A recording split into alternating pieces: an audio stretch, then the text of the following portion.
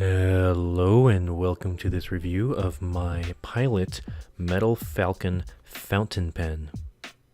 This pen is a modern fountain pen which I picked up when I went to Sweden for a month with my now ex-girlfriend. And this is the pen I picked up at the time in Sweden. It was actually in Stockholm where I picked this up at a little pen shop. And as you can see, it comes in this rather nice box right here. It's actually pretty sturdy. It's got some cushion up on the top, but nothing too fancy, but very nice. Let's go ahead and open the bottom with this pull tab right here. And underneath we have some paperwork right here. You have a card of authenticity, which labels the pen as a tampon. Not quite sure about that one. You've got directions, and this is, since I was in Europe, this is the European instruction system. I'm not quite sure if these are different than the American instruction system or the North American instruction system. What we're really here to talk about is the pen, so let's go ahead and get onto that. Now, this pen is made by Pilot. For the longest time, Namiki actually made the Namiki Falcon, which if you've been into fountain pens for a while, you may remember. The original Namiki Falcon was pretty much exactly this shape. It had everything to it. It had the nib on here, like the Falcon did, only it was made out of a plastic resin and was much lighter in the hand. This pen is made completely out of metal, hence the name Metal Falcon, and feels a lot more robust. But enough about all that. Let's go ahead and actually do a head-to-toe inspection. It's a very minimalistic design. We've got the finial right up here, which is a nice mirror finish. And moving down to this clip is, I love this clip personally. This clip is just very nice and springy, and it opens up very nicely. It has a lot of room, so you can really fit it into some pretty beefy clothing if you're wearing that. Moving down, we have the only inscription on the pen. It just says Pilot and Japan, and that's all. You have this silver polished cap ring right here. Moving down to the rest of the pen, we have the barrel, which is pretty straight, and it just tapers very subtly to the very end, which you again have this little metal end piece right here. Let's go ahead and uncap this pen. And as we see, we've got some rings right here, which are very nice. These threads are not sharp at all. They're actually almost unnoticeable when you're writing with it. They're so shallow. You've got this really nice grip section, which just tapers very slightly towards the nib. You've got another ring, and then you've got the nib right here. Now you'll notice this nib is in a rather funny shape. This is what we classify as a falcon nib. The reason we call it a falcon nib is because of its resemblance to a falcon's beak, I guess. This is actually nothing new. Here I have a Falcon dip pen nib from around the 1950s, and it's in a similar shaped design, as you see here. And even before this, they made Falcon nibs for fountain pens. Waterman was notably known for throwing in Falcon nibs onto their early eyedropper-filled pens. Now, the advantage of these nibs was that they were very soft, very springy, and therefore flexed very well. Now, this is not considered a flex nib. This is considered what we call a semiflex nib.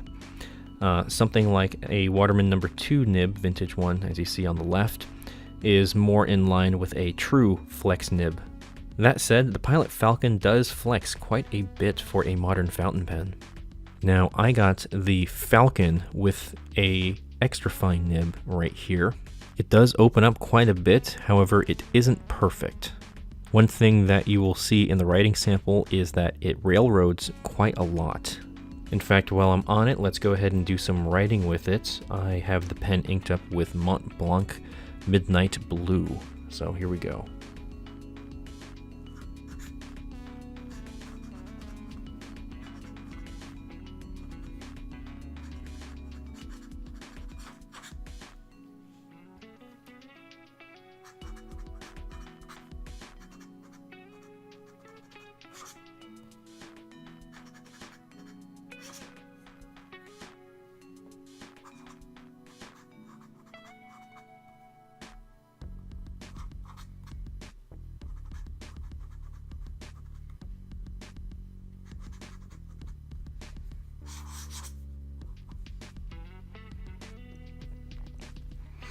So, I don't know how well you could hear, but you could hear that the pen is a bit on the scratchy side.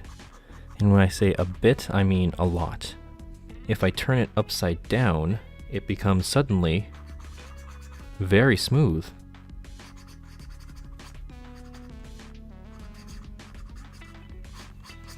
However, you won't be able to squeeze out any line variation, obviously, but you can get very consistent lines by writing with it upside down.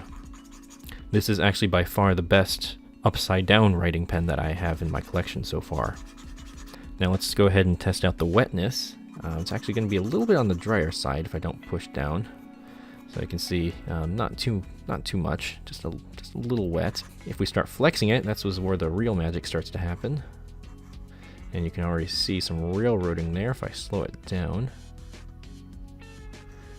And it's starting to... There we go. We can start to see a little bit of flex in here, but maybe I'm being a little too enthusiastic.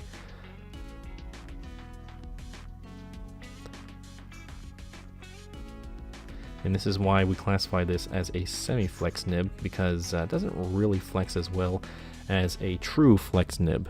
Just for some comparison, here's my Waterman 52 that I did a review on. You can check it out up here. This is flex. See the difference?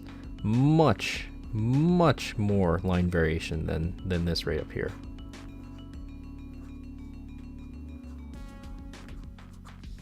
That's not even the best part about this pen. Watch what happens when I lay the nib flat on the paper. You can start to get really marvelous effects with this. I mean, this is a true artist's nib right here, and it just pours out a ton of ink. You can achieve this effect because of the nib shape. You notice because the Falcon has a relatively flat top, you can lie the nib very flat on a piece of paper and create whatever this is called. These really nice effects right here. A little bit of a demonstration from this angle of how the pen looks when you're flexing it. And I'm railroading quite a lot just right here. In fact, I may have dried out the pen a little bit, so let me unscrew it. Oh, by the way, this pen is a cartridge converter pen. It currently has a pilot converter in here, piston converter, I believe. And you fill it by pushing down on this button with the nib in a bottle of ink. And I'm just going to push very lightly to see if I can prime some ink in the nib. Check out the flex on here. You can really see the pen working. And I'm getting a little bit more consistent flexing, not as much railroading, which is nice. Let me slow it down a little bit and you'll notice how much it flexes. So a nice fair amount, but not too much. Now compare this to my Waterman 52, you'll notice a big difference.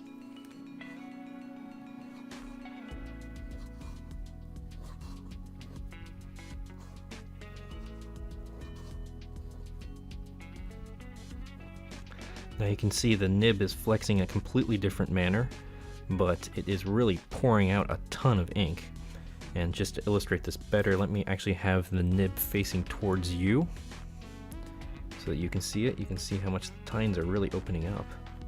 And absolutely no railroading here. You do get a very wet line though. That's going to take a while to dry. Now again, compare that to the Pilot Falcon, you'll see a little bit of a difference here. You'll see it doesn't even open up as much, it opens up maybe half as much, if that, to the Waterman number 2. And this one is starting to railroad as well at a certain point. That said, however, it is still a very good nib and offers a generous amount of flex for a modern pen. What do I like about the pen and what do I not like about the pen? Well, first of all, this pen is built very well. It's going for that more professional, appealing kind of look to it. It doesn't look as childish as, say, for example, as something like this. Very minimalistic in design, very robust. It feels substantial. It's very simple.